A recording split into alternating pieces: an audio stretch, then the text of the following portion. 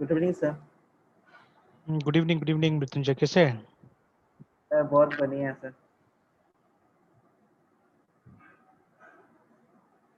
और क्लासेस वगैरह चल रहा है कॉलेज में? Yes sir. कौन सा सेमेस्टर है अभी? सर एमसीए का सेकेंड सेमेस्टर। किसका, एमबीए का?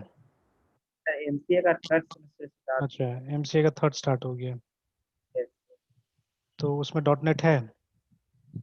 हाँ सर। तो डॉट नेट में क्या वीबी है ना, सी शार्प है?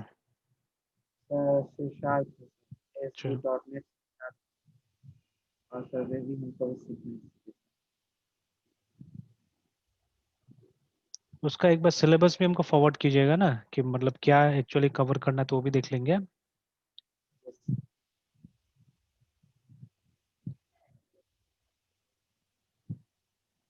सर ये वीडियो कॉल की जरूरत नहीं ना पड़ेगी? नहीं नहीं नहीं चाहिए ऐसे, क्योंकि ज़्यादा तो डेमोन्स्ट्रेशन होगा ना। जी सर, मेरे वीडियो कॉलिंग एक्सेस ले ही नहीं रहा है, बहुत ही देख सकते हैं। नहीं नहीं जरूरत पड़ेगा। ऐसे भी वीडियो कॉल करिएगा तो बैंडविड्थ ज़्यादा लगता है, और यहाँ पे मिलता नहीं है आजकल बैंडविड्थ उतना हमको। सर विजुअल स्टूडियो मतलब मैं बोले तो sir dot net framework download होने के बाद प्रॉब्लम आ रहा था, तो फिर अनइंस्टॉल करना पड़ा। अच्छा, नहीं वो पूरा मैसेज नहीं भेजे थे ना, आप मैसेज भेजते तो हम बताते थे एक्चुअली क्या गड़बड़ी है। Yes sir. ऊपर से उसका वो आ गया था ना, एक वो फिर दोबारा उसका सर आपको ठीक भेजे थे। स्प्लैश स्क्रीन आ गया था असल में, इसी के लिए नहीं पता चला क्या है ना एरर। तो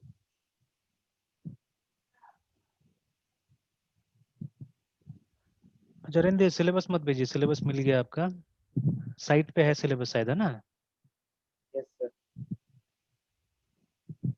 तो थर्ड सेमेस्टर में ऑपरेटिंग सर सिस्टम में है। आप किस साइट को सर सर्च कर रहे हैं? नहीं, आप ही का कॉलेज वाला वेबसाइट है lnmcbm.org। तो सर आप सर अभी लॉकडाउन में घर आए हुए हैं सर, हम बैंगलोर से एमसीए कर रहे क्या क्या चीज़ मृत्युंजय? हैं।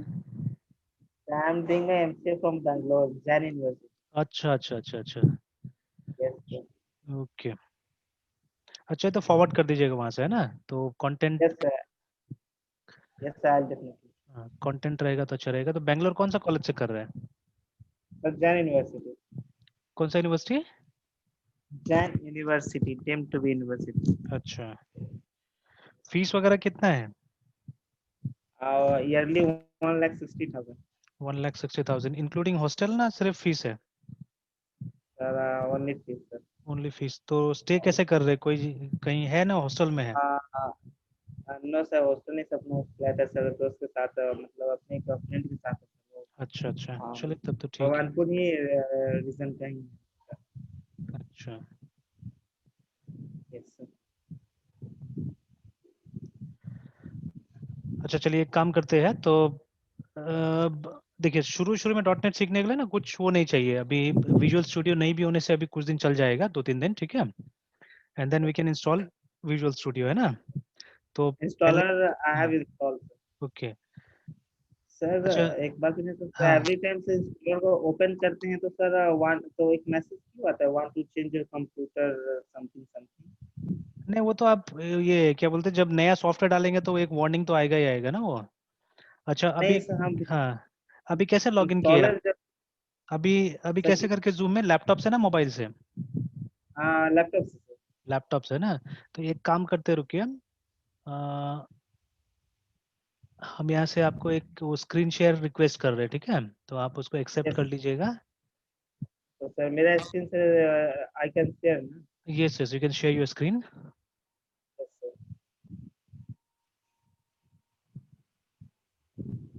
देखिएगा तो एक नोटिफिकेशन गया होगा।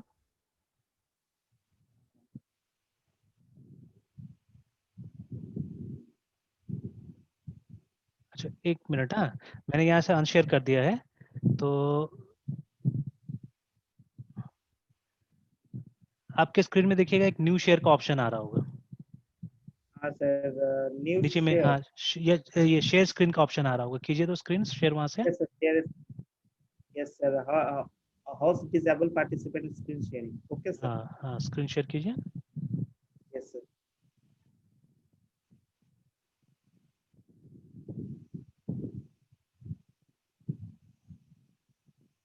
टेकिंग समथिंग लिख रहा है सर, कुछ नहीं लिखना।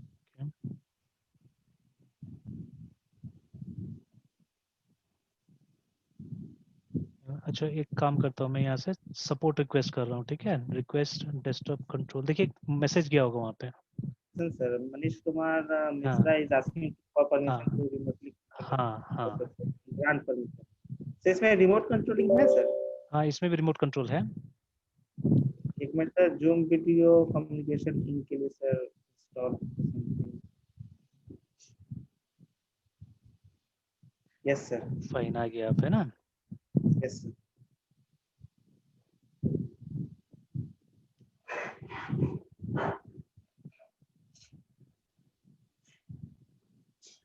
अच्छा अब जूम में भी सर। Yes sir. अब एक काम कीजिए, we will be installing visual studio community 2019 है ना, हम लोग इसको ओके सर। करेंगे because it is free to use है ना, इसको इंस्टॉल करते हैं, देखते हैं। Yes sir. अच्छा अब बेस्ड ऑन द कंटेंट है ना, जो आपको चाहिए उसके हिसाब से हम लोग क्या कर सकते हैं, यहाँ से चीजें सेलेक्ट कर सकते हैं, ठीक है। से फॉर एग्जांपल अगर आपका जो सी शार्प है, ठीक है, वो सी शार्प है विथ ASP.NET, तब हमको ये भी चाहिए होगा, ठीक है। But if only desktop development has been mention, सिर्फ अगर डेस्कटॉप डेवलपमेंट मेंशन है तो हम इससे काम चला लेंगे। तो लेट मी डू दिस, इसको अभी पोस्टपोन कीजिए आज के लिए है ना, let us not install it. एक बार पहले सिलेबस भी देख लेते हैं हम लोग, उसके हिसाब से फिर काम करते हैं, ठीक है। सर। और एक चीज और मैं चेक कर लेता हूँ पहले कि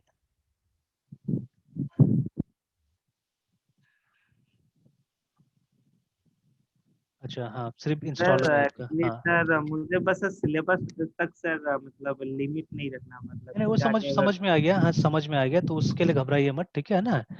तो बिकॉज बस एक स्टार्टिंग का ट्रैक दे। हाँ तो मेरे साथ में ऐसे भी सिलेबस काम नहीं करता है, ठीक है, तो मैं तो थोड़ा यस बियॉन्ड सर। जाऊंगा ही है ना, ठीक है, सिलेबस से, ठीक है। अच्छा ये एक्सपीरियंस एक है। एक काम कीजिए, सबसे बेस्ट डू दिस, ठीक है, अभी मत हाँ कीजिएगा सर। क्योंकि अभी हम लोग ऑनलाइन है, ठीक है, नहीं तो ये फिर क्लास डिस्टर्ब हो जाएगा। तो बाद में क्या कीजिएगा, ओनली सेलेक्ट दिस टू, ठीक है, select .NET desktop development and this one ASP.NET, अभी फिलहाल ये दो को आप सेलेक्ट करके और इंस्टॉल कर लीजिएगा, ठीक है। सर एक मिनट सर, हाँ यहाँ पे कुछ चेंजिंग करने की जरूरत होगी सर, एक मिनट इसमें सर।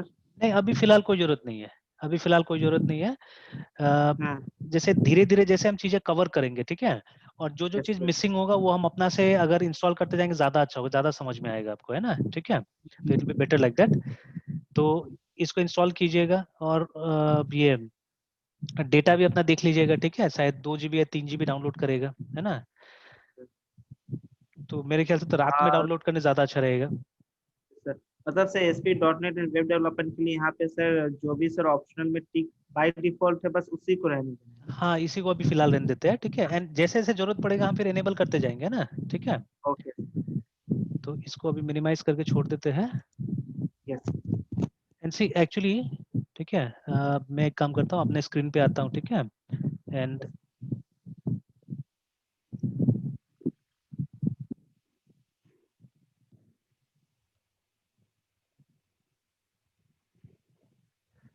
सी लेट मी डिस्कस समथिंग। देखिए कोई यस। भी लैंग्वेज का प्रोग्राम बनाने के लिए है ना, सबसे पहले क्या चाहिए होता है, सबसे पहले we need a text editor, a place where we can type something, है ना, टाइप करने के लिए एक जगह हमको चाहिए होता है। यू सेलेक्ट एनीथिंग, आपके कंप्यूटर में मैंने देखा आपने डाला हुआ है विजुअल स्टूडियो कोड भी, ठीक है, that also can be use है ना, या कोई भी बेसिक टेक्स्ट एडिटर, जैसे अ, अभी क्या है कि मैं विंडोज से ज्यादा मैं यूज कर रहा हूँ लिनक्स, ठीक है, मैं बहुत ज्यादा इसको यूज कर रहा हूँ अभी। Windows I use only for teaching .NET and nothing else, ठीक है, सिर्फ जब .NET का बारी आता है तब मैं इसको यूज करता हूँ, हालांकि मैंने कुछ कुछ .NET यहाँ पे भी डाला हुआ है, लिनक्स में भी डाल के टेस्ट किया हुआ है, but only for .NET I use Windows, ठीक है, अदरवाइज फॉर अदर थिंग्स, जैसे अब हम लोग C++ जो सिखाते हैं, ठीक है, we don't use Windows for it anymore, है ना, हम लोग यूज कर रहे हैं लिनक्स को। If I have to teach Java then I use Linux उसके लिए भी, है ना। एंड जितना भी जैसे हम PHP भी सिखा रहे हैं अभी, ठीक है, या वेब डेवलपमेंट एक तरह से कंप्लीट पैकेज ही बन गया है, ठीक है, HTML, CSS, जावास्क्रिप्ट। सब फुल स्टैक डेवलपमेंट जिसको बोलते हैं। हाँ एग्जैक्टली, है ना। तो ये हमने स्टार्ट कर दिया। इनफैक्ट जैसे आपका RDBMS वगैरह है, ठीक है, तो we use MySQL, we use MariaDB also, ठीक है। हमने रिसेंटली पोस्टग्रेस SQL को भी यूज किया हुआ है, ठीक है। तो ये सब लिनक्स में मिल जाता है, एक्सेप्ट .NET उतना अच्छा से काम नहीं करता है, ठीक है। .NEट भी करता है, बट ये जो विजुअल स्टूडियो जो सॉफ्टवेयर है ना हमारा, यस ये वर्क नहीं करता है इसके साथ में ना, लिनक्स के साथ में। विजुअल स्टूडियो कोड वर्क करता है, बट नॉर्मल विजुअल स्टूडियो हमारा वर्क नहीं करता है, ठीक है। तो इसीलिए इसके लिए हमको विंडोज में स्टिक करना पड़ता है, अदरवाइज मोर और लेस हम लोग मूव कर चुके लिनक्स में कंप्लीटली, है ना, ठीक है।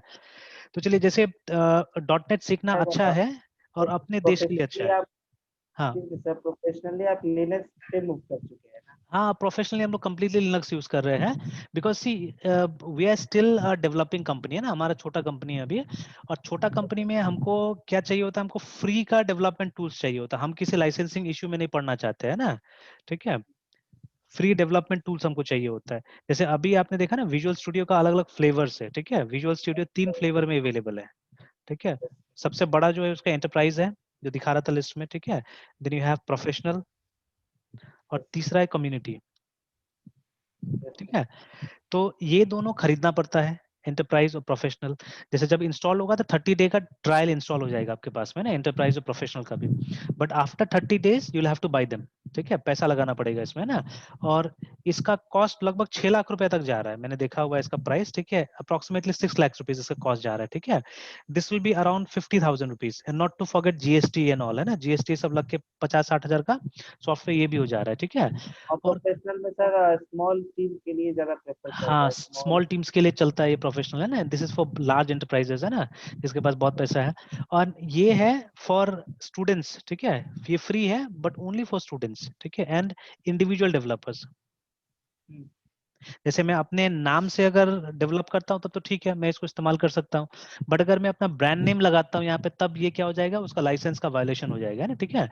तो दैट इज वाई मैं वो सब चीज में नहीं पढ़ना चाह रहा हूँ अभी, है ना, ठीक है। तो दैट इज वाई मैं कोशिश कर रहा हूँ फ्री का जो डेवलपमेंट टूल्स होता है उनको यूज करने का, ठीक है।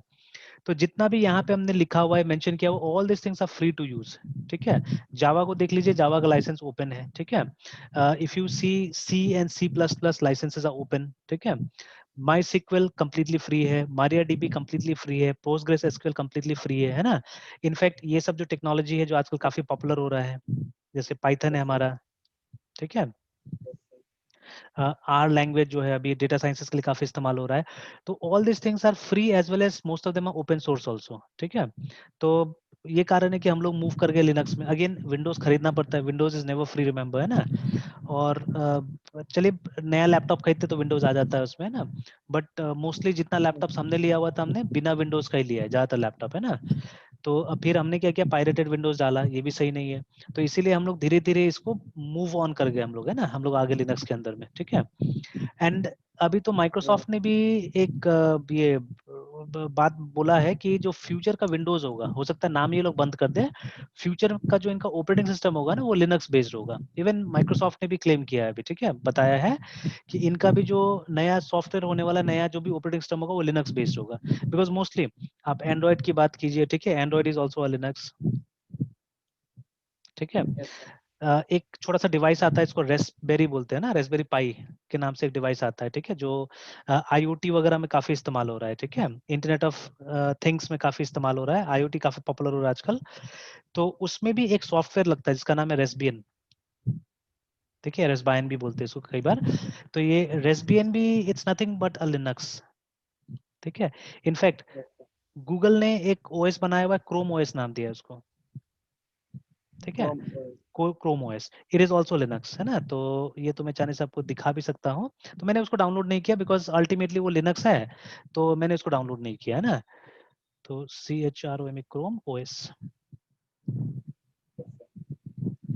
तो ये देखिए, है ना, यहाँ पे आ रहा है ये। इनफैक्ट फॉरेन कंट्रीज में क्रोम बुक नाम से लैपटॉप्स आता है, ये देखिए, है ना, ये इस तरह का। तो इसमें क्या होता है, क्रोम OS होता है, ठीक है। तो आप देखिएगा कहीं पे, मैंने यहीं पे इनका देखा हुआ था, लिखा हुआ कि इट इज अ लिनक्स है ना, ये तो खैर क्रोम बुक का साइट आ गया ये, एंड chromium.org। हाँ ये भी देखिए यहाँ पे साफ साफ लिखा है Chrome OS is a Linux kernel based operating system है ना, डिजाइन बाय गूगल, एकदम क्लियरली यहाँ पे मेंशन किया हुआ है, ठीक है। तो most of the operating system, in fact Mac OS को भी बोला जा सकता है कि वो भी कहीं ना कहीं लिनक्स बेस्ड ही है, ठीक है। ऊपर से सबका थोड़ा सा पेंट अलग है, थोड़ा सा ये स्क्रीन्स वगैरह अलग कर दिया, बट जो अंदर का जो इंफ्रास्ट्रक्चर है, ठीक है, अंदर का जो architecture, it's all Linux in most of the cases है ना, सब में यही है, लिनक्स है। तो ये सब कारण है जिसकी वजह से क्या क्या मैंने मूव ऑन कर लिया है ना, मैं भी लिनक्स में ज्यादा काम कर रहा हूँ, बट डॉट नेट का एक्सपीरियंस आपको विंडोज में ही मिलेगा, ठीक है, if you want to learn dot net. और भारतीय कंपनी जो ज्यादातर है ना, फॉर एग्जांपल एक प्रोडक्ट है, ठीक है, एक प्रोडक्ट है, इसका नाम है तो सर फिनेकल। आप कुछ कह रहे थे कि sir for benefit of our. क्या क्या बोल रहे हैं, क्या बोल रहे हैं?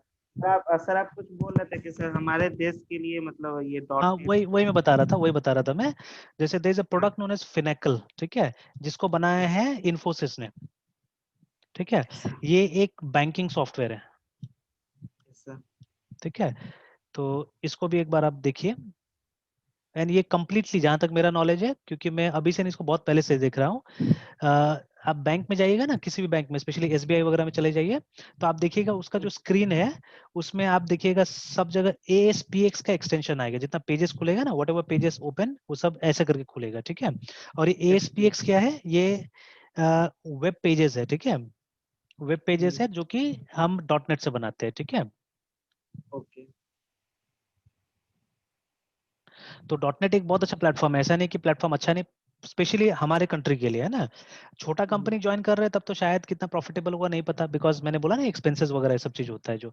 But if you are joining थोड़ा सा भी अच्छा कंपनी आप ज्वाइन करते हैं, ठीक है, then definitely they will be working on dot net only.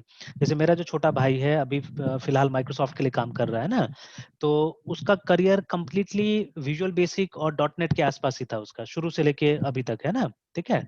इसमें थोड़ा और मेहनत करना पड़ेगा आपको, जैसे जो एग्जामिनेशंस होता है, अब तो MCA में आ गए आप है ना, आपका 3rd सेमेस्टर स्टार्ट भी हो गया है, तो यू कैन स्टार्ट विथ थोड़ा सा आप दिमाग लगाइए इसके ऊपर में भी, ठीक है, मैं गाइड कर दूंगा बाद में। माइक्रोसॉफ्ट सर्टिफिकेशंस के ऊपर में दिमाग लगाइए, तो इससे क्या होगा, आपके पास में जब MCA का सर्टिफिकेट होगा, तो साथ साथ में अगर ये भी होगा आपके पास में, तो आपके पास बेटर चांसेस होगा अच्छा कंपनी में जॉब लगने का, है ना। जैसे अगर आप 5th सेमेस्टर के टाइम तक भी अगर एक भी सर्टिफिकेट जुगाड़ कर ले मान लीजिए ना, तो बहुत अच्छा रहेगा आपके लिए, क्योंकि 5th सेमेस्टर से तो आपका इंटरव्यूज वगैरह चालू हो जाएगा ना, ठीक है। तो it will be useful. Okay then, सही है। माइक्रोसॉफ्ट सर्टिफिकेशन मतलब किस प्लेटफॉर्म के थ्रू सर? नहीं ये सब इनका ये डॉट नेट पे रहता है नॉर्मली। जैसे आप जाके हाँ सिर्फ लिखिएगा ना MIC Microsoft certification, yes sir. इसका पाथ होता है नॉर्मली, जैसे ये लोग डेटाबेस में सर्टिफाई करते हैं आपको, एप्लीकेशन डेवलपमेंट में भी सर्टिफाई करते हैं ना, तो हाँ, यहाँ से आ सकते हैं हम लोग। तो देखिए ये सब इनका सर्टिफिकेशंस वगैरह है ना, तो इसका देखिए जैसे ये ये देखिए लोग डॉट, हाँ ये लोग अपने से एग्जाम कंडक्ट हाँ करते एग्जैक्टली अपना से एग्जाम एग्जाम कंडक्ट करते हैं, इसका सिलेबस वगैरह यहीं पे मिल जाएगा आपको कि क्या पढ़ना है नहीं पढ़ना है, ठीक है। अब जैसे बैंगलोर जैसा जगह में है तो आपको कुछ प्रोफेशनल हेल्प भी मिल सकता है ये सब चीज़ों में, ठीक है। तो बिकॉज ये सब थोड़ा सा एक्सपेंसिव एग्जाम्स वगैरह होता है, एक एक पेपर का शायद मेरे ख्याल से 9,000 10,000 रुपए ऐसे करके इसका, तो आपके लिए तो यही ठीक रहेगा, डॉट नेट ही ठीक रहेगा ना अभी। तो इनके पास में हर प्लेटफॉर्म के लिए देखिए, ठीक है। तो जैसे विंडोज, ये स्पेशली विंडोज एडमिनिस्ट्रेशन के ऊपर में है ये वाला, तो आप इसमें जा सकते हैं visual studio and dot net, ठीक है, ये 2 प्लेटफॉर्म पे आप तैयारी कर सकते हैं, है ना। तो इसमें आप देखिएगा तो दुनिया भर का वो बताएगा, ठीक है, ASP.NET जैसे यहाँ पे बता रहा है, ठीक है। तो और हम बात करेंगे इसके ऊपर में, ठीक है। जैसे आपका मेन होगा ये वाला ऐप वाला जो पोर्शन है ना, इस पे आप दिमाग लगाएंगे, है ना, ठीक है, ऐप मेकर वाला में।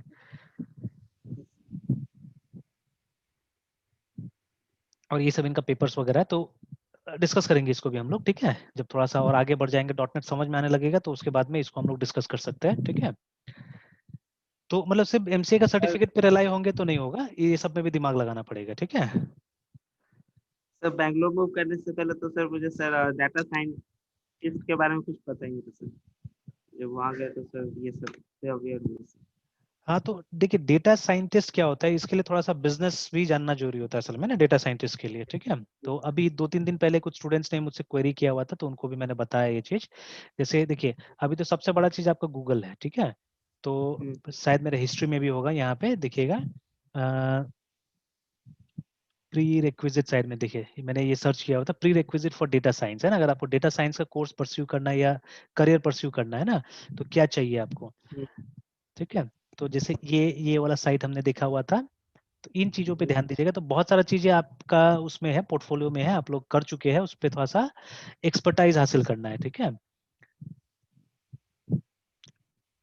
तो देखिए सबसे first thing is you should understand what is data, है ना। तो ये तो बहुत बेसिक चीजें पढ़ना पड़ेगा थोड़ा। नेक्स्ट इज आपको एल्गोरिथम्स और लॉजिक समझ में आना चाहिए, मतलब सी थोड़ा सा जानना होगा अच्छा से, है ना, ठीक है। तो एल्गोरिथम्स और लॉजिक का आपको कॉन्सेप्ट अच्छा होना चाहिए। Next is you should know programming properly, ठीक है। उसके बाद में अगला चीज है, तो देखिए ये सब चीजें अभी तक तो आप करते आ रहे हैं, ठीक है, ये तीनों चीज है ना। उसके बाद में next is understanding of statistics, ठीक है। डेफिनेटली आपका या तो पेपर रहा होगा स्टैटिस्टिक्स के ऊपर में, या आगे आएगा एमसीए में, ठीक है, क्योंकि हम लोग के टाइम में होता था, या मैंने अभी एलन मिश्रा वाला भी जो सिलेबस देखा है आपका, इसमें भी स्टैटिस्टिक्स का एक पेपर डाला हुआ है, ठीक है। तो डेफिनेटली या तो हो चुका होगा या होगा आगे में, ठीक है। नहीं भी होता है तो इसका कहीं से आपको मैनेज करना पड़ेगा, ठीक है, स्टैटिस्टिक्स को, बिकॉज डेटा साइंसेस के लिए स्टैटिस्टिक्स बहुत जरूरी है इनफैक्ट, है ना, ठीक है, इसके बिना नहीं होता है ना। और लास्टली बिजनेस डोमेन, ठीक है, मतलब थोड़ा सा अकाउंटिंग, इन्वेंट्री, ये सब चीज को जानना बहुत जरूरी है। ठीक है, डेटा साइंसेस होता क्या है ना, जैसे अभी कुछ दिन पहले एक जो केस आया था हमारा, ठीक है, इफ यू रिमेम्बर IUC, याद है ना, जियो वाला। जियो। हाँ, जियो में IUC जो चार्जेस, अभी तो जैसे आपको जियो का जब रिचार्ज करते हैं हम लोग, है ना, मान लीजिए 599, तो उसमें मिलता है ना कुछ 1000 मिनट फ्री मिलता है हमको, उसके बाद में फिर चार्जेस यस। लगेगा, है ना। तो पहले तो ऐसा नहीं था, पहले तो जियो ने प्रॉमिस किया था हमको कि voice will be free for ever, है ना। लेकिन फिर क्या हुआ, हाँ। इन्होंने चार्ज लगाया। चार्ज क्यों लगाया? बिकॉज ऑफ दिस IUC, ठीक है। तो IUC लोग भूल गए हैं इसको, ठीक है। Even I I have forgotten the full form, है ना। एक बार फुल फॉर्म इसका चेक कर लेते हैं हम लोग, ठीक है। IUC फुल फॉर्म तो यही था, है ना, इंटरकनेक्ट यूसेज चार्ज, है ना, इंटरकनेक्ट यूसेज चार्ज। तो होता क्या था, जैसे एक समय में जब जियो बहुत ज्यादा पॉपुलर हो गया था, तो almost everyone was having one Jio connection, ना, सबके पास होता था। तो होता क्या था कि जैसे जिसके पास जियो नहीं, वो मिस कॉल कर देता था जियो वाला के पास में, ठीक है। और फिर ये जियो वाला उसको कॉल बैक करता था। तो इसमें क्या होता था कि जैसे मान लीजिए एयरटेल वाला जियो को मिस कॉल किया, तो एयरटेल वाला एक्चुअली आउटगोइंग करना चाह रहा था, लेकिन क्योंकि उसको पता है कि जियो से फ्री होता है, तो वो मिस कॉल करके छोड़ दिया, और फिर जियो से आउटगोइंग हुआ, ठीक है। तो जो कंपनी से आउटगोइंग होता है, ठीक है, तो इनकमिंग वाला कंपनी को कुछ पेमेंट करना पड़ता था इसको, ठीक है। The price was very low, कितना पैसा था, ठीक है, इसका चार्ज भी कुछ था ICU का, है ना। तो इट वाज वेरी, मतलब ये कुछ 10 पैसा या 7 पैसा ऐसे करके था, इट वाज वेरी लेस, है ना। लेकिन अब 7 पैसा 10 पैसा जो भी है, अगर वो करोड़ों कस्टमर्स के ऊपर अगर वो आता है, मतलब करोड़ों कॉल्स ऐसा होता है, तो सोचिए कंपनी को क्या हो रहा था, करोड़ों का घाटा हो रहा था, है ना, ठीक है। तो how this data was discovered, ये डेटा कैसे करके डिस्कवर हुआ, क्योंकि जियो तो 2 साल 3 साल मेरे ख्याल से ऐसे ही चला, ठीक है। मतलब उसको पता ही नहीं चला कि ऐसा कुछ हो रहा है, या ऐसा मेरा लॉस हो रहा है, या उसको मालूम भी होगा तो वो छुपा रहा होगा ये सब चीजों को, ठीक है। बट आफ्टर अ वाइल, है ना, इनको पता चला कि मेरा करोड़ों का नुकसान हो रहा है इससे, ठीक है। तो ये सब कैसे हुआ? This was due to data sciences, है ना। तो डेटा साइंसेस में क्या होता है कि आप जो रोज डेटा कलेक्ट होता है आपका, उसको यूज करके, ठीक है, स्टैटिस्टिकल मेथड्स लगा के क्या करते हैं, आप कुछ समरीज प्रेजेंट करते हैं, ठीक है, जो बिजनेस के लिए बहुत फायदेमंद होता है। जैसे डेटाबेस हम लोग पढ़ाते हैं, तो वहां पे 2 टेक्निक हम डिस्कस करते हैं। एक है OLTP, ठीक है, इसका फुल फॉर्म होता है ऑनलाइन ट्रांजैक्शन प्रोसेसिंग। एक OLAP। एक OLAP, है ना, ऑनलाइन एनालिटिकल प्रोसेसिंग। तो आप बोल सकते हैं data sciences is nothing but a very advance form of OLAP, ठीक है, ये आप बोल सकते हैं। तो सर इसमें से ATL का कितना बड़ा इम्पोर्टेंट रोल होता है? क्या चीज, क्या चीज? ये डाटा वेयर हाउसिंग ETL का सर। एक्सट्रैक्शन तो ट्रांसफॉर्मेशन। वही है ना, डाटा वेयर हाउसिंग ये सबका एडवांस फॉर्मेट एक तरह से, ठीक है। जैसे जो पुराना जमाने में जो था data warehousing, data mining, ठीक है, वो सब चीज को मतलब एक जगह कन्वर्ज करके एक तरह से डेटा साइंसेस को निकाला गया है ना, ठीक है। तो कहीं ना कहीं वहीं से आया ये सब चीजें। तो अगर इसको परस्यू करना है, ठीक है, तो थोड़ा डेटाबेस में ध्यान लगाइए, ठीक है, बिकॉज जब बोला गया ना कॉन्सेप्ट ऑफ डेटा, तो डेटाबेस में आपको सही ढंग से पता चलेगा कि what is concept of data. तो इसके लिए आप डीबीएमएस पे थोड़ा ध्यान लगाइए, ठीक है। ये सब सब्जेक्ट हो गया तो ठीक है, नहीं हुआ है तो और अच्छा है, आगे में थोड़ा सा पढ़िए इसके ऊपर में, है ना, ठीक है। और उसके बाद में जैसे प्रोग्रामिंग में भी थोड़ा दिमाग लगाइए, ठीक है। एंड देन स्टैटिस्टिक्स, क्योंकि अभी सबसे अच्छा पेड जॉब यही है डेटा साइंसेस में, सैलरी बहुत ज्यादा है अभी, है ना, ठीक है, अच्छा खासा सैलरी मिल रहा है इसमें। तो डीबीएमएस, प्रोग्रामिंग, स्टैटिस्टिक्स, ठीक है, and at the same time थोड़ा सा बिजनेस डोमेन का भी नॉलेज होना चाहिए, ठीक है। तो ये सब प्री रिक्विजिट है डेटा साइंसेस के लिए, है ना, ठीक है। तो स्टेप बाय स्टेप, एकदम हरी करने की जरूरत नहीं है, एक दिन में कुछ नहीं होगा, ठीक है, स्लोली एंड ग्रेजुअली, ठीक है। कुछ अच्छा हैबिट्स बनाइए अपने साथ में, ठीक है। जैसे कुछ छोटा मोटा प्रोजेक्ट्स हमेशा करते रहिए। अच्छा, बीसीए में क्या प्रोजेक्ट्स किए थे आप लोग? सर बीसीए में sir banking system banking system बनाए थे? बनाए तो सर नहीं थी सर, मतलब टीम के साथ सर बनाए थे, अच्छा। अकेले नहीं अच्छा, थे। तो क्या था प्लेटफॉर्म वगैरह, क्या था, क्या लैंग्वेज क्या यूज किए थे, सर डेटाबेस क्या यूज किए थे? सर डेटाबेस में सर यूज किए थे पीएचपी माई एडमिन, जो नहीं होता है सर। अच्छा, नहीं नहीं, पीएचपी माई एडमिन तो खाली वो हो गया ना, मॉनिटर करने का टूल हो गया एक्चुअली। तो बैकग्राउंड में आपका ये होगा माई एसक्यूएल होगा। और माई डेटाबेस एसक्यूएल और डेटाबेस एक्चुअली ये था, ठीक है, माई एसक्यूएल था, ठीक है। एंड फ्रंट एंड क्या था, क्या यूज किया, और जावा यूज किए बैकएंड थे? में जावा। इसमें जावा बस यूज। एक डेस्कटॉप एप्लीकेशन, यस एक छोटा सा डेस्कटॉप एप्लीकेशन था जावा अच्छा। से यूज करके। अच्छा, जावा से यूज करके बना हुआ था ना, ठीक है। मेनली से एक मेरा ये फ्रेंड ही सर किया अच्छा। अच्छा, हाँ, तो अभी क्या कीजिए, अभी छोटा मोटा प्रोजेक्ट्स अपना से भी दिमाग लगाइए, ठीक है, जैसे जब फुर्सत होता है कुछ भी छोटा छोटा प्रोजेक्ट्स है ना, ठीक है। और कोशिश कीजिए उसका कोई रियल लाइफ यूसेज होगा तो ज्यादा अच्छा, मतलब let it be very small, ठीक है, let it be very small. जैसे अगर जावा कुछ भी पता है तो जावा को यूज करके छोटा मोटा चैट सॉफ्टवेयर बनाने की कोशिश कीजिए, बहुत ज्यादा डिफिकल्ट नहीं होता है सब चीजें, है ना। But do it on your own, बिना किसी का हेल्प का, मतलब वही गूगल करके ये सब करके कोशिश कीजिए ऑन योर ओन इसको करने का, है ना, ठीक है। तो क्योंकि देखिए आजकल टूल्स बहुत ज्यादा अवेलेबल है, ठीक है, टूल्स बहुत ज्यादा अवेलेबल है, गूगल है, ये है, वो है, बहुत सारे टूल्स अवेलेबल है हमारे पास में, तो यूज देम। और जावा में बहुत पॉपुलर है ये चैट सॉफ्टवेयर सब बनाना, ठीक है, तो ये सब कोशिश कीजिए, मतलब छोटा छोटा चीजें यूज बनाइए ना, जो कि आपको लगता है यूजफुल हो सकता है भविष्य में कहीं पे भी, है ना, ठीक है।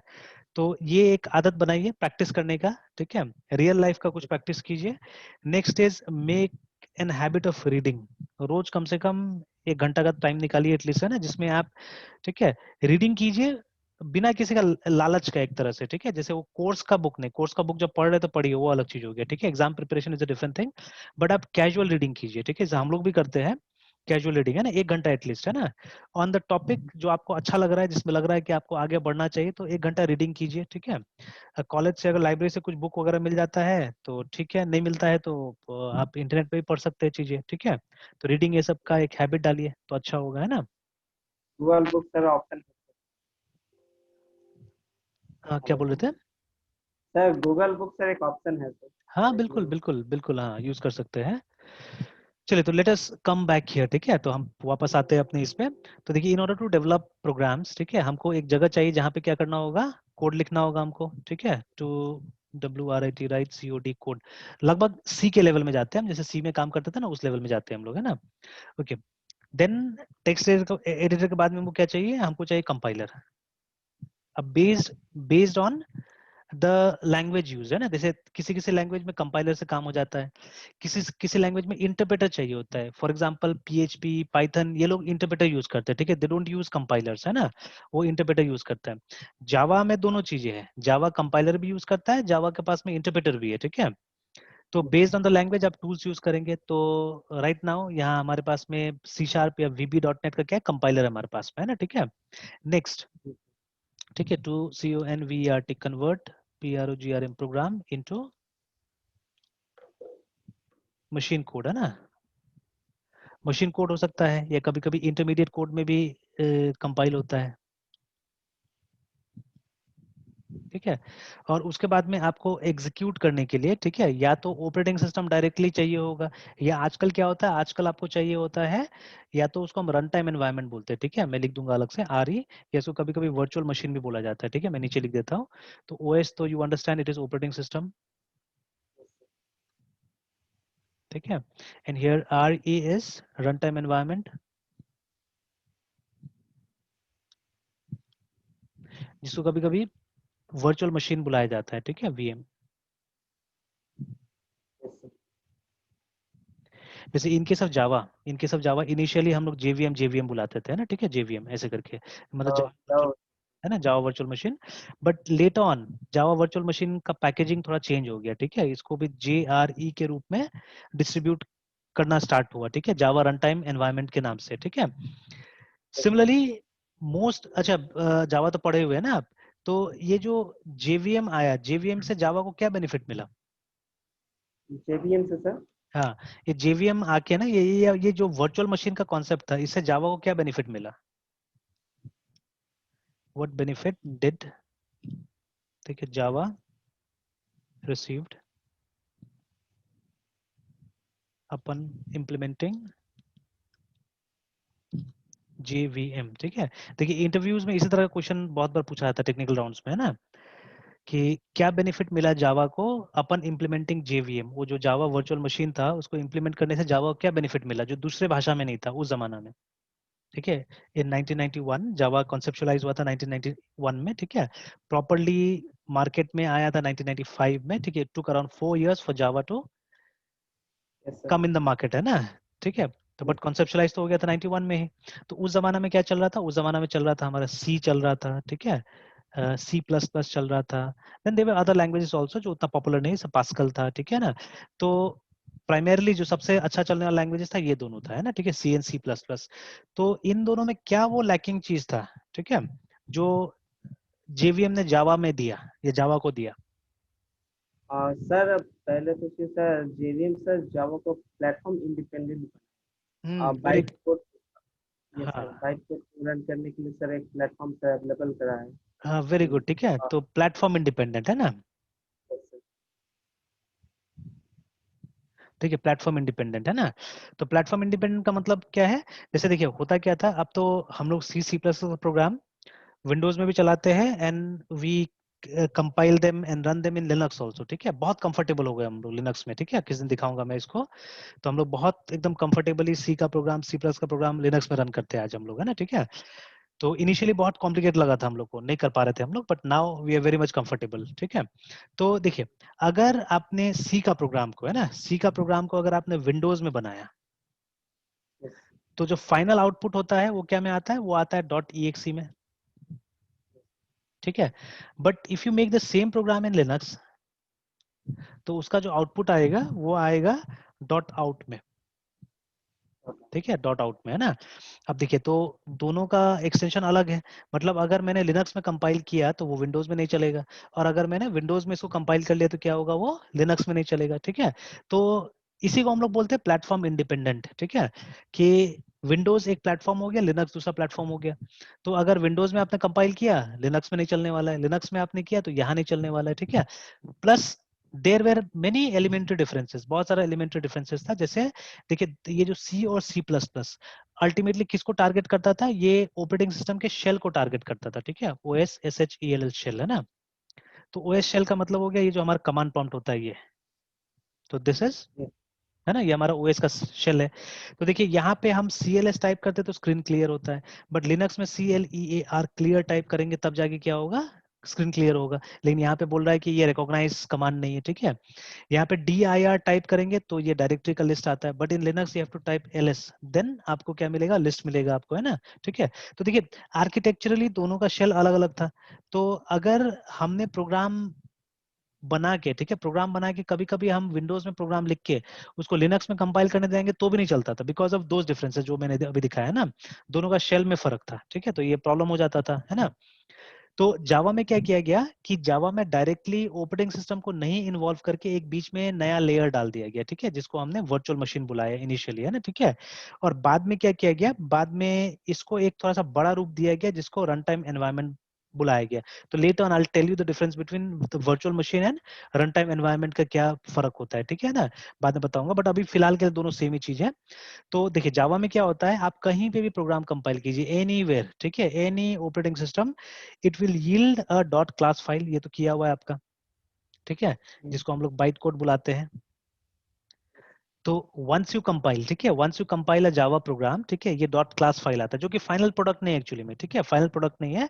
फिर ये जो हमारा वर्चुअल मशीन है उसके अंदर में एक जस्ट इन टाइम कंपाइलर होता है, JIT है ना, जस्ट इन टाइम कंपाइलर होता है, ठीक है, या इसी को आप इंटरप्रेटर बुला सकते हैं, ठीक है, यही एक इंटरप्रेटर रहता है, जो कि क्या करता है, ये जो क्लास फाइल के अंदर जो कोड आ गया उसको line by line operating system के हिसाब से कन्वर्ट कर देता है, ठीक है।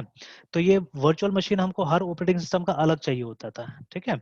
तो इनफैक्ट ऑपरेटिंग सिस्टम में इंटीग्रेटेड आ जाता है, साथ साथ में आ जाता है, तो हमको अलग से कुछ करने की जरूरत नहीं पड़ता था इसके लिए, है ना। तो ये कॉन्सेप्ट चला।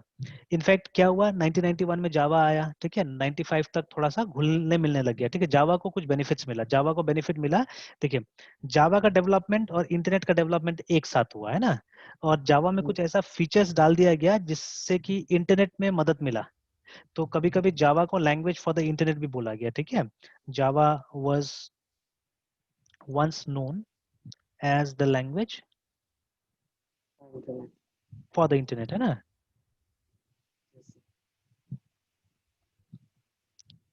और देखिए एक स्क्रिप्टिंग लैंग्वेज जो है, ठीक है, जिसको जावास्क्रिप्ट बुलाते हैं हम लोग, इसका नाम जावास्क्रिप्ट था नहीं, इसका नाम कुछ और था, इसका नाम था लाइव स्क्रिप्ट इनिशियली, है ना, ठीक है, ये नाम था, जिसको नेटस्केप ने बनाया हुआ था, इसको सन ने नहीं बनाया था, इसको नेटस्केप ने बनाया हुआ था, ठीक है। बट नेटस्केप और सन एक समय में एक साथ में कुछ प्रोजेक्ट्स पे काम कर रही थे, तो नेटस्केप ने पूछा सन को कि क्या हम लाइव स्क्रिप्ट का नाम जावा स्क्रिप्ट कर दे, because Java is getting so popular, है ना, तो उससे इसको भी बेनिफिट मिल जाएगा। तो क्योंकि दोनों एक साथ काम कर रहे थे, इनको भी कोई प्रॉब्लम नहीं था, सन को भी, है ना, तो इन्होंने बोला ठीक है नाम रख दो, तो देखिए जावा हो गया। तो और कहीं ना कहीं इसका सिंटेक्स जावा से काफी मेल खाता है, ठीक है, मैच करता है जावा स्क्रिप्ट का, है ना। एंड जावास्क्रिप्ट पे जावा का बहुत इन्फ्लुएंस रहा है, अब तो बिल्कुल जावा हो गया एक तरह से, ठीक है, इनिशियली थोड़ा सा डिफरेंट था, बट अब तो बिल्कुल जावा हो गया जावास्क्रिप्ट, है ना। इसका भी तो वर्जन चेंज हो गया ना, तो जावा स्क्रिप्ट का थर्ड वर्जन एक तरह चल रहा है, ठीक है, या थर्ड जनरेशन चल रहा है इसका, है ना।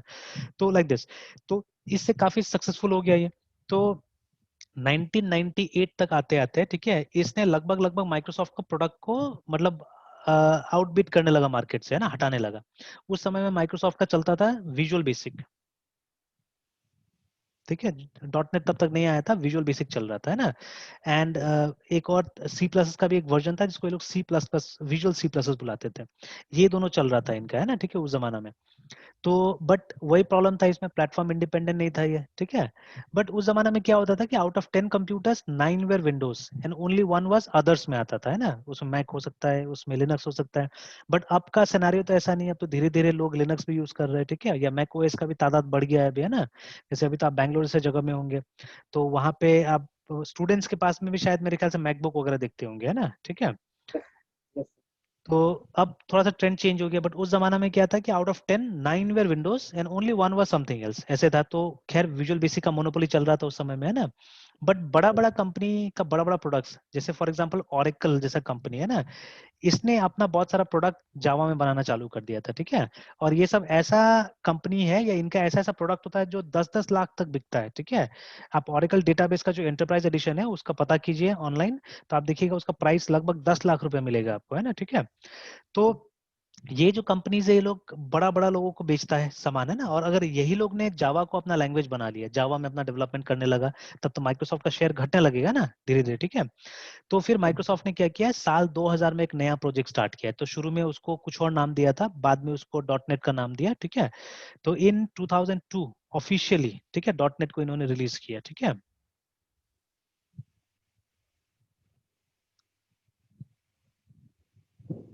डॉट नेट को रिलीज किया था। तो जिसके अंदर में बहुत सारा लैंग्वेज डाला, और एक नया लैंग्वेज इसके अंदर में डाला, सी शार्प, है ना। तो कभी कभी हम सी शार्प को बुलाते हैं, जैसे वीबी भी है इसके अंदर में, सी प्लस प्लस भी अभी भी है इसके अंदर में, ठीक है। बट सी शार्प जो था वो actual language for dot net था, या original language for dot net, है ना। सर पाइथन को भी सर इसमें ऐड कर दिया है, हाँ, अभी अभी ऐड कर दिया पाइथन को भी, ठीक है। नॉट जेएस भी ऐड। हाँ, नोट जेएस है, इनफैक्ट बहुत सारा, जैसे आपको एक लैंग्वेज मिलेगा XAML करके भी उसके अंदर में, ठीक है।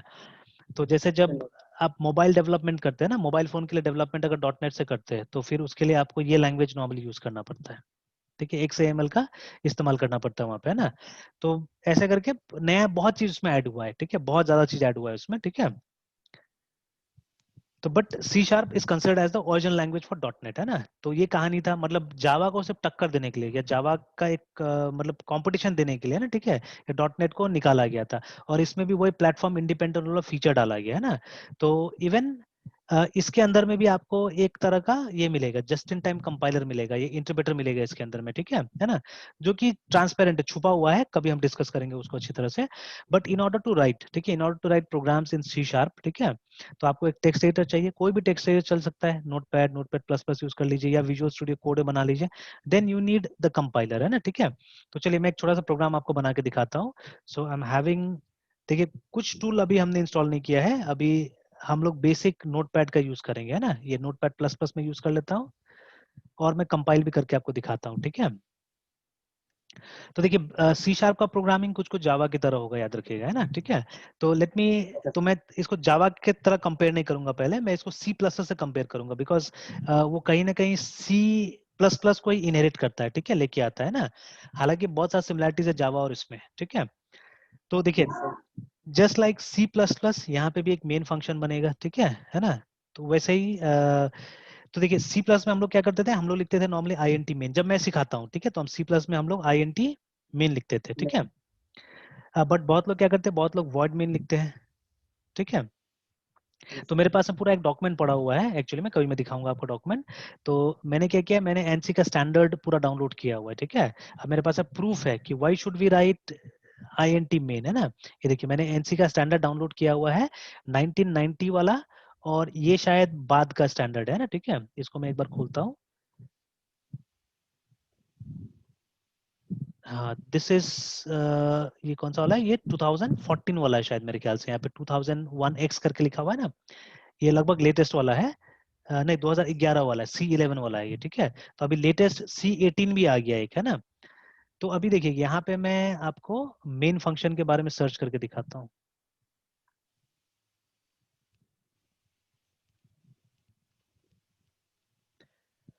तो ये देखिए ना, एक सेक्शन है 5.1.2.2 यहाँ पे प्रोग्राम स्टार्टअप, है ना। तो ये हम लोग भी सिखाते हैं आपको कि the function called at the program startup is name main, है ना। जो सबसे पहला जो पार्ट होता है आपका प्रोग्राम को जो कॉल होता है वो क्या होता है, मेन कॉल होता है। अब देखिए the implementation declares no prototype for this function, इसका प्रोटोटाइप नहीं चाहिए होता, डिक्लेरेशन नहीं चाहिए होता इसका। It shall be defined with a return type INT, देखिए वेरी क्लियरली बोल रहा है, एंड विद नो पैरामीटर्स, है ना। तो आपके पास दो ऑप्शन है, आप या तो मेन को ऐसे यूज कर सकते हैं, ठीक है, तो वो बोला है नो पैरामीटर्स, तो नो पैरामीटर्स में कभी कभी लोग वॉइड लिख देते हैं अंदर में, ठीक है। But if you don't write void then also it will work, ठीक है, तभी भी काम करता है, ठीक है।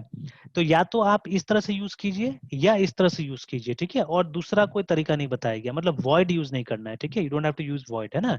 तो मेरे पास प्रूफ है, अगर आप ISO के हिसाब से जाते हैं या एनसी के हिसाब से जाते हैं, ठीक है, तो शुरू में एनसी ने स्टैंडर्डाइज किया था, बाद में आके ना जैसे 2011 में 2018 में इसको ISO ने स्टैंडर्डाइज किया इसको सी को, है ना। तो अगर आप स्टैंडर्ड वर्जन देखिए, स्टैंडर्ड यूज करने का मतलब क्या होता है कि ग्लोबली सेम सी फॉलो होता है, ठीक है। अब जैसे टर्बो C++ जो आपने भी यूज किया है, मैंने भी यूज किया हुआ है, ठीक है। तो अब हम टर्बो C++ यूज नहीं करते हैं, ठीक है। सिर्फ मैं फर्स्ट टाइम जो सी करते हैं उनको थोड़ा सा बताता हूँ, अदरवाइज नहीं यूज करता हूँ, क्योंकि टर्बो C++ जो था या टर्बो सी जो था वो स्टैंडर्ड नहीं है, वो नॉन स्टैंडर्ड है, वर्जन ऑफ सी, है ना। और C++ दोनों का प्रोग्राम हम बना सकते थे यहाँ पे, क्योंकि देखिए लास्ट वर्जन जो इसका आया था ये आया था 1992 में, ठीक है। और फर्स्ट स्टैंडर्डाइजेशन ऑफ सी हुआ था 1989 में एक्चुअली, ठीक है। अब देखिए 1989 में कोई चीज स्टैंडर्डाइज होगा, फिर उसके बाद में उसका डॉक्यूमेंट रिलीज होगा। अब देखिए ये आजकल के जमाने की तरह तो नहीं है ना कि इंटरनेट आ चुका था। वेब कब आया था, वेब आया था 1991 में, उससे पहले वेब भी नहीं था, है ना। तो कोई भी डॉक्यूमेंट को किसी के हाथ तक पहुंचने में महीनों लगेगा पहले, ठीक है। उसके बाद में आप डेवलपर्स को जमा करेंगे, उसको बोलेंगे कि चलो ये नया चीज आया है इसको आप इंप्लीमेंट करो, है ना। तो करते करते तो 2-3 साल उसमें लग ही जाता है। तो क्या हुआ कि एनसी ने या ISO ने जो भी चीज प्रेस्क्राइब किया था वो टर्बो C++ में नहीं डाला जा सका, ठीक है, बिकॉज जब तक ये डाला जाना था तब तक ये सॉफ्टवेयर ही बंद हो गया, ठीक है। 1992 में इन्होंने ड्रॉप कर दिया सॉफ्टवेयर को, ठीक है। तो इसलिए क्या हुआ अल्टीमेटली ये सब फीचर्स आए ही नहीं, तो हमने इसको बंद कर दिया, ठीक है। तो लिनक्स में बाय डिफॉल्ट जीसीसी होता है, ठीक है, GNU C कंपाइलर होता है, उसको हम यूज करते हैं। और इसी का एक वर्जन है जो विंडोज के लिए अवेलेबल है, जैसे जो डेव C++ यूज करते थे, याद है? तो Dev yes C sir. Plus भी जो है ना, Dev C++ is only ID, ये आईडी है, ठीक है, ये कंपाइलर नहीं है। ये जो कंपाइलर यूज करता है उसका नाम है MinGW, ठीक है। तो इस, हाँ, MinGW, तो MinGW का फुल फॉर्म होता है मिनिमलिस्ट GCC फॉर विंडोज, है ना, मतलब ये भी GCC है विंडोज के लिए, है ना। इसका साइट वगैरह भी है, ठीक है, आप कभी भी इसको देख सकते हैं, MinGW। अब तो इसका 64 वर्जन, बिट वर्जन भी आ गया है, ये देखिए MinGW है ना, ठीक है। तो ये GCC ही है असल में, ठीक है, GCC कंपाइलर फॉर विंडोज, ठीक है। या मिनिमलिस्ट GNU फॉर विंडोज, है ना, ठीक है। तो वही GCC कंपाइलर ही है जो हम लोग यूज करते हैं यहाँ पे विंडोज के अंदर में, है ना, ठीक है। तो इस, ये क्या है, ये स्टैंडर्ड है, ठीक है, इट्स अ स्टैंडर्ड कंपाइलर, ये दोनों, है ना, ये स्टैंडर्ड को कंप्लाई करता है, स्टैंडर्ड को फॉलो करता है। तो अब मैं कंप्लीटली जब भी C++ पढ़ाता हूँ, ये सब चीज मैं डिस्कस करता हूँ, और इसलिए मैंने ये सब डाउनलोड भी किया हुआ है। देखिए, ये सिर्फ बुक पढ़ा देना अलग चीज होता है, ठीक है, ये सिर्फ सिलेबस पढ़ा देना अलग चीज होता है, बट हम रियलिटी फेस करा रहे हैं स्टूडेंट को, ठीक है, हम रियलिटी अब फेस करा रहे हैं कि व्हाट एग्जैक्टली, मतलब क्यों हम लिखेंगे INT मेन।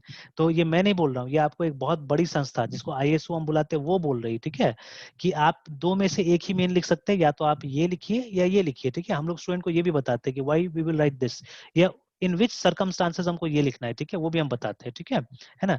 खैर ये सब चीज तो बुक्स में भी था, ये INT जो ये ARGC ARGV जो दिया हुआ है, ठीक है, ये बुक्स में भी था, है ना, ठीक है, why should we write it, है ना। तो लास्ट में होता था, इसलिए बहुत लोग इग्नोर करते थे, नहीं पढ़ते थे उस पोर्शन को, है ना।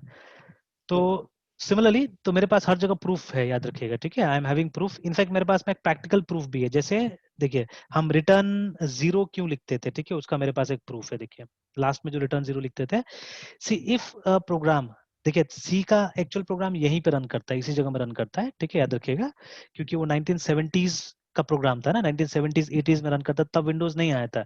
The first version of Windows was released in the year 1985, remember, है ना। और तब भी जो विंडोज होता था उतना अच्छा नहीं होता था, वो डॉस की तरह ही चलता था, ठीक है। बट द फर्स्ट विंडोज जो बहुत अच्छा से चला हुआ था विंडोज 95, जो कि 1995 में आया। मतलब मोस्ट ऑफ द सी का जो लाइफ स्पैन था ना, तो सी रैन इन दिस स्क्रीन ओनली, ऐसा टाइप का स्क्रीन में ही सी चलता था, है ना। सो देखिए, अभी मैं एक कमांड यहाँ पे टाइप करता हूँ, the command is ver। ver से क्या होता है, जो टॉप में जो इन्फॉर्मेशन दिया हुआ है वापस रिपीट करेगा, ठीक है, वर्जन बताएगा। देखिए मुझे वर्जन बताया। अब एक ये है, एक वेरिएबल है, Windows has got lots of variables, remember, ठीक है, बहुत सारा वेरिएबल है। एक वेरिएबल इसका नाम है एरर लेवल, ERROR लेवल, है ना। तो आप, ये एरर लेवल क्या करता है कि स्टेटस रखता है असल में, ठीक है, जो कमांड आपका सही से रन किया या नहीं किया वो स्टेटस इसके अंदर में रहता है, एरर लेवल के अंदर में, है ना। इफ आई प्रेस एंटर, देखिए क्या दिखाया, 0 दिखाया, ठीक है। बट एक मैं गलत कमांड डाल देता हूँ, ठीक है, सपोज MANISH मेरा नाम है, ठीक है, तो इस नाम से कोई कमांड अवेलेबल नहीं है एक्चुअली में। यहाँ पे एक मैसेज आएगा, पहले देखिएगा, ठीक है, लिखा हुआ है कि Manish is not recognize as an internal और एक्सटर्नल कमांड, ऑपरेबल प्रोग्राम और बैच फाइल, है ना। अब मैं क्या करता हूँ, कि मैं फिर से वही वाला ऊपर में जो हमने लिखा था ना, इको एरर लेवल, ठीक है। तो लेटस डिस्प्ले, देखिए एक एरर आ रहा है वहां पे 9009 करके एक एरर आया, ठीक है। मतलब देखिए, जब एरर नहीं होगा तब क्या होगा, द कंप्यूटर इज, या the program is going to return 0 to the operating system. ये प्रोग्राम था, ठीक है, ये जो आपने यहाँ पे रन किया, ये एक प्रोग्राम था। ये जब प्रोग्राम सक्सेसफुली रन किया तो देखिए इसने रिटर्न 0 किया है, ठीक है। बट जब प्रोग्राम सक्सेसफुली रन नहीं किया तो ये एक एरर कोड देता है, ठीक है। जैसे फॉर एग्जांपल, है ना, फिर से मैं यहाँ पे लिखता हूँ, डिलीट करता हूँ एक फाइल को जो एग्जिस्ट नहीं करता, ठीक है। सपोज ABCDEFGHIJ, ठीक है, लाइक दैट, है ना। इस तरह से मैंने एक फाइल का नाम दे दिया, actually this file doesn't exist, ये एग्जिस्ट ही नहीं करता है। Now if I press enter, तो आप देखिएगा क्या लिखा, कुड नॉट फाइंड दिस। अब वापस मैं वो एरर लेवल को चेक करता हूँ, देखिए, है ना। तो यहाँ तो खैर 0 आ गया, बिकॉज ये प्रोग्राम सक्सेसफुली रन किया है, ठीक है, इट कुड नॉट फाइंड, तो ये बता दिया मुझे ऐसे करके, है ना, ठीक है। तो कोई भी प्रोग्राम जब सक्सेसफुली रन कर जाएगा तो क्या होगा, रिटर्न 0 करेगा। If it doesn't return success, मतलब वो काम नहीं करता है, ठीक है, तो क्या करेगा, कोई और एरर कोड रिटर्न करता है, ठीक है। That is why whenever you make C program या C+ का प्रोग्राम आप बनाते हैं तो रिटर्न 0 करना जरूरी था वहां पे, है ना, ठीक है। But the scenarios are change now, ठीक है, अब सिनेरियो चेंज हो चुका है हमारा, ठीक है। Now we are in the age of C sharp के एज में आ गए हम लोग, है ना, ठीक है। तो अब void main ही होगा, याद रखिएगा, ठीक है। नाउ जैसे देखिए जावा का आपको मेन फंक्शन याद होगा, PUBLIC public, STATIC static and then void और मेन पूरा लिखते थे ना, and STRN string ARGS like this, remember, ऐसे करके हम लोग पूरा लिखते थे। तो वहां का भी मेन void था, देखिए, ठीक है, वहां का मेन क्या था, वहां का मेन void था, रिमेंबर, है ना। तो अभी कुछ कुछ सिमिलैरिटीज आपको जावा की तरह लगेगा, बिकॉज इसका आर्किटेक्चर, डॉट नेट का आर्किटेक्चर चेंज हो चुका है, ठीक है। इसका आर्किटेक्चर कुछ कुछ जावा के बेसिस पे है, तो आपको सिमिलैरिटीज मिलेगा दोनों में, है ना, ठीक है। तो चलिए अभी एक काम करते हैं, एक छोटा सा प्रोग्राम बनाते हैं जहां पे हम क्या करते हैं, एडिशन ऑफ 2 नंबर्स करते हैं हम लोग, है ना, ठीक है। एंड देन ये आप कुछ प्रैक्टिस कीजिएगा, मैं बता देता हूँ कैसे करके क्या करना है। अच्छा, वेरिएबल डिक्लेरेशन एग्जैक्टली लाइक सी, नथिंग डिफरेंट, ठीक है। INT A, B, C जैसे सी में होता था वैसे ही करके, कोई डिफरेंस नहीं है, ठीक है। मैंने बोला ना सी के ऊपर बेस्ड है, okay. But the output statement is like this, output statement is like this, ठीक है। CONSOL कंसोल नाम का एक क्लास है, रिमेंबर, ठीक है। डॉट WRIT राइट, और उसके बाद में जैसे जावा में होता था हमारा system dot out dot println, है ना, एकदम सिमिलरिटीज मिलेगा। उसी तरह से यहाँ पे भी है, PLE से please enter a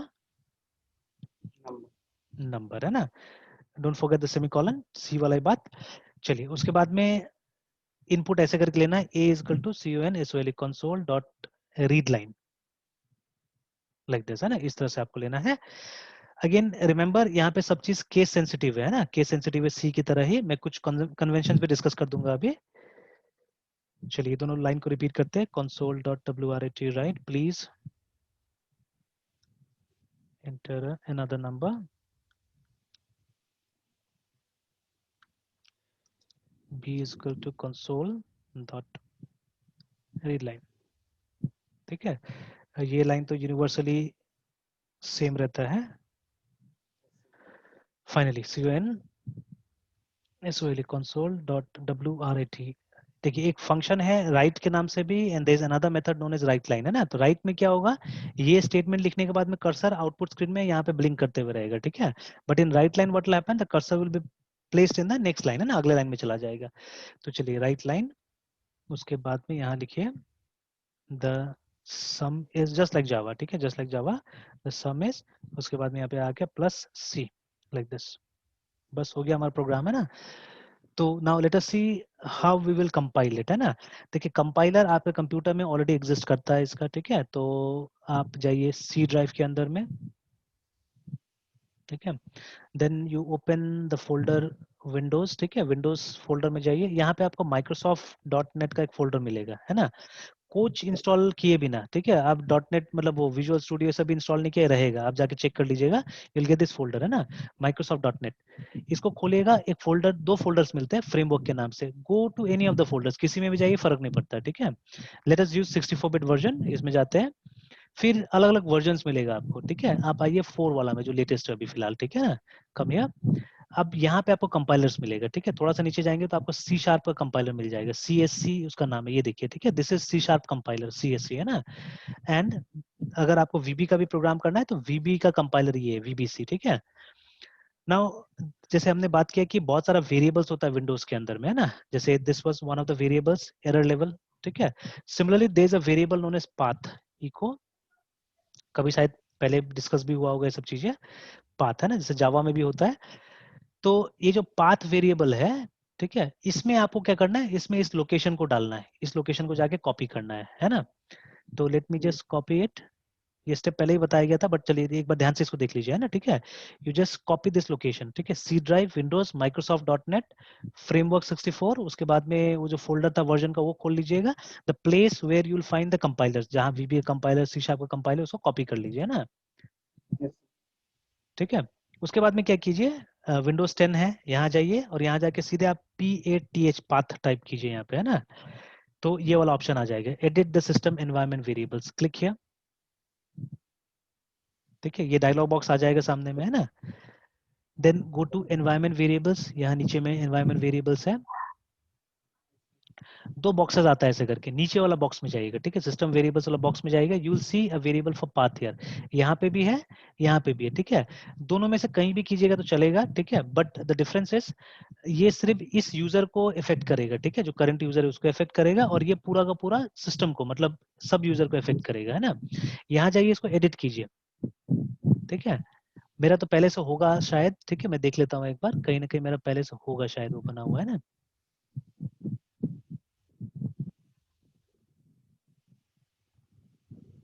see it, अच्छा एक बार मैं बस एक ट्रायल लेता टेस्ट कर लेता हूँ, मैं यहाँ पे CSC लिख के देखता हूँ, है ना। हाँ मेरा है ऑलरेडी, ठीक है, मेरा यहाँ पे ऑलरेडी कहीं ना कहीं होगा, चेक करना पड़ेगा, ठीक, somewhere I think I am having it. तो आपको क्या करना है, यू जस्ट कम हियर, आप न्यू में जाइए, ठीक है, और यहाँ इसको पेस्ट कर दीजिएगा, ठीक है, यहाँ इसको पेस्ट कर दीजिएगा, है ना, ठीक है। तो मैं नहीं कर रहा हूँ बिकॉज मेरा ऑलरेडी है, ठीक है, मेरा ऑलरेडी है, that is why I am not doing it, ठीक है। तो यहाँ पेस्ट करके ओके कर दीजिए, ठीक है, और यहाँ पे भी ओके कर दीजिए, यहाँ पे भी ओके कर दीजिए, ठीक है। Then when you type CSC, ऐसे करके सिर्फ CSC भी टाइप करेगा तो आपको ये वर्जन दिखाएगा यहाँ पे, ठीक है, मेरा दिखा रहा है कंपाइलर वर्जन इतना करके दिखा रहा है ना, ठीक है, लाइक दिस। और कुछ यहाँ पे वार्निंग्स आता है, तो ये वार्निंग्स अभी इग्नोर कीजिए, ठीक है, बाद में मैं डिस्कस करूंगा इसको। तो अब जब प्रोग्राम मुझे कंपाइल करना है तो क्या करना पड़ेगा, first of all save the program somewhere, ठीक है, तो मैं फाइल में जा रहा हूँ, सेव में जा रहा हूँ, ठीक है, I have made a folder somewhere for you, ठीक है, एक फोल्डर मैंने बना के रखा हुआ है डी ड्राइव में ही, एक बैचेस नाम से फोल्डर है, मैंने ऐसे बैच को एक नाम दे दिया ओनली 2001, है ना, इस तरह से। यहीं पे मैं क्या करता हूँ, एक C# का फोल्डर बना लेता हूँ, ठीक है, CS करके एक फोल्डर बना लेता हूँ, और इसके अंदर एक और फोल्डर बना लेता हूँ फिलहाल मैं कंसोल करके, ठीक है, CONSOLE, later on I tell you why मैंने नाम दिया इसको कंसोल, ठीक है, और इसको सेव कर देते हैं।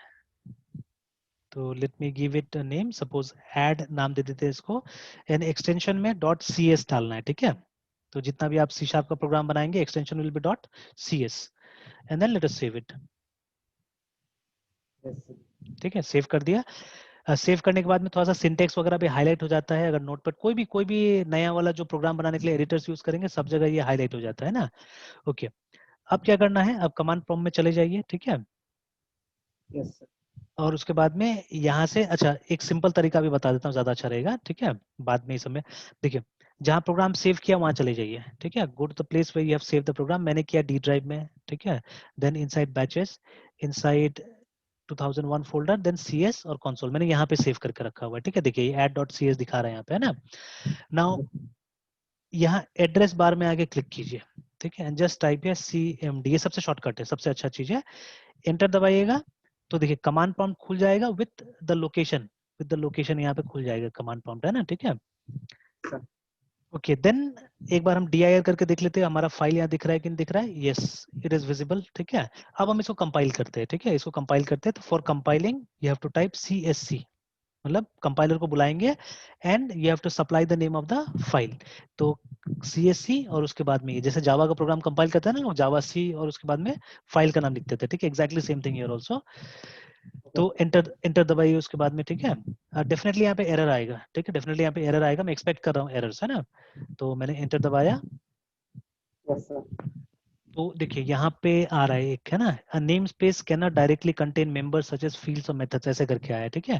There is a concept of namespace, ये C++ से चला आ रहा है, C+ में भी नेम स्पेस का कॉन्सेप्ट था, ठीक है, तो इसको मैं बाद में समझाऊंगा, ठीक है, इसका रेमेडी में बताता हूँ फिलहाल। देखिए जस्ट लाइक जावा, ठीक है, even the main function here, जो भी आपका मेन फंक्शन है ये एक क्लास के अंदर होना चाहिए, याद रखिएगा, ठीक है ना, CLASS class, and you can give any name to the class. तो जैसे हमने एडिशन किया हुआ है तो हम नाम ऐड ही देते हैं क्लास का यहाँ पे ना, इसलिए जानबूझ के मैंने थोड़ा सा स्पेस रखा हुआ था यहाँ पे, है ना, ठीक है। तो anything in C# also will be inside a class just like Java, ठीक है, जो कि पुराना वाला में नहीं होता, जैसे VB में C++ में नहीं होता था ना ये सब चीजें, तो इसमें ये चीज चेंज किया गया है कि ये भी एक ट्रू ऑब्जेक्ट ओरिएंटेड लैंग्वेज है, everything in C# will be inside a class, ठीक है। चलिए अभी सेव करते हैं इसको, एंड लेट अस रिकंपाइल। तो देखिए अब और एरर आया, तो सबसे पहले बोल रहा है कंसोल एग्जिस्ट नहीं कर रहा है, ठीक है ना, फिर C does not exist in the current context, ऐसे करके। तो what is console here, console is a class which is coming from library, है ना, लाइब्रेरी से आ रहा है। तो जैसे जावा में भी कोई भी चीज लाइब्रेरी से आता तो क्या करते थे हम, पैकेज इंपोर्ट करते थे, है ना, या C++ में या C में हम हेडर फाइल डालते थे, उसी तरह से यहाँ पे नेम स्पेस इंपोर्ट करना पड़ता है, ठीक है। तो you will have to do it like this, तो जैसे C++ में भी हम लिखते थे यूजिंग ठीक है, नेम स्पेस। तो यहाँ पे ये नेम स्पेस शब्द नहीं लिखना है। अगर आपको याद होगा तो C++ में ऐसे होता था, ठीक है, ये लिखा जाता है यूजिंग नेम स्पेस std, है ना। तो एक नया मॉडिफिकेशन किया गया कि ये नेम स्पेस शब्द अब नहीं लिखना है यहाँ पे, ठीक है। And the name space that you will B importing, उसका नाम है SYSTM, सिस्टम, याद रखिएगा, ठीक है। तो system is the name of the name space जो आपको ये कंसोल के लिए इंपोर्ट करना है ना। तो मैं बहुत अच्छा से इसको डिस्कस करूंगा एक एक चीज को, ठीक है। तो आज पहला दिन है, एक प्रोग्राम का रिसिप्ट देख लेते हैं हम लोग, ठीक है, and then I will discuss each and every word from here, बहुत प्रॉपर्ली डिस्कस करेंगे। तो देखिए अब एक तो बोल रहा है cannot implicitly convert type string to integer, ठीक है, जस्ट लाइक जावा, बहुत स्ट्रिक्ट है कन्वर्शन में ये भी। और सी डज नॉट एग्जिस्ट, है ना, कहीं पे शायद हमने मिसस्पेल कर लिया, लाइन नंबर 15 में ये कैपिटल सी हो गया है, ठीक है, स्मॉल सी होना चाहिए था। और बाकी बोल रहा है ये कन्वर्ट नहीं कर पा रहा है, ठीक है, कन्वर्ट नहीं कर पा रहा है ना। तो ये बोल रहा है अपने आप, इम्प्लिसिटली मतलब अपने आप स्ट्रिंग को इंटीजर में नहीं कन्वर्ट कर पा रहा है ना, ठीक है। तो बहुत सारा तरीका है हमारे पास में, ठीक है ना। तो जैसे एक तो है फंक्शन वैल को हम लोग कॉल करते हैं, ठीक है।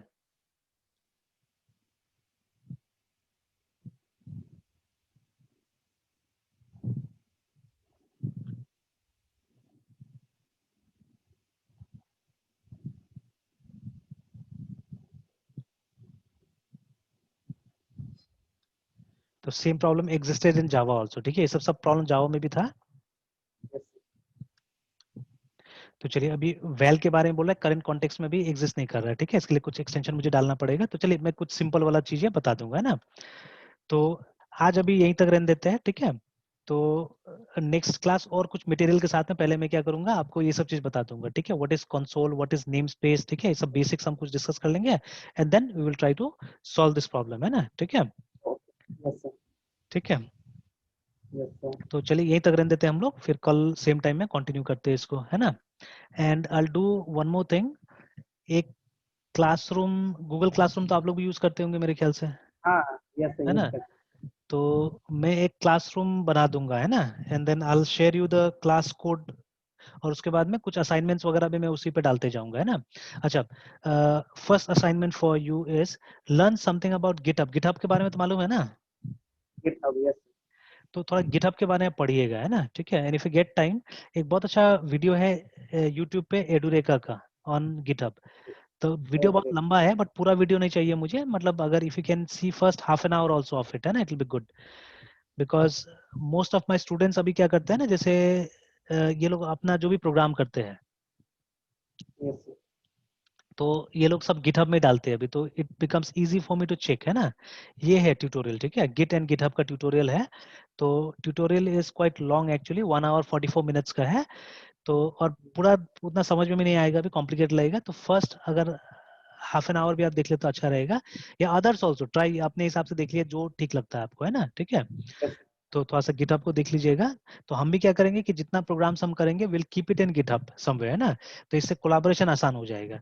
तो जैसे आपको भी कुछ कॉपी करने की जरूरत नहीं होगा, whatever program I will be doing मैं वही गिटहब में डाल दूंगा, तो आप वहां से आराम से डाउनलोड कर लीजिएगा, है ना, ठीक है। And then whatever assignments you will be making, आप भी गिटहब में डालिएगा, मैं यहाँ से उसको चेक कर लूंगा, ठीक है। तो ये सब कोलैबोरेटिव टूल यूज करते तो अच्छा रहेगा।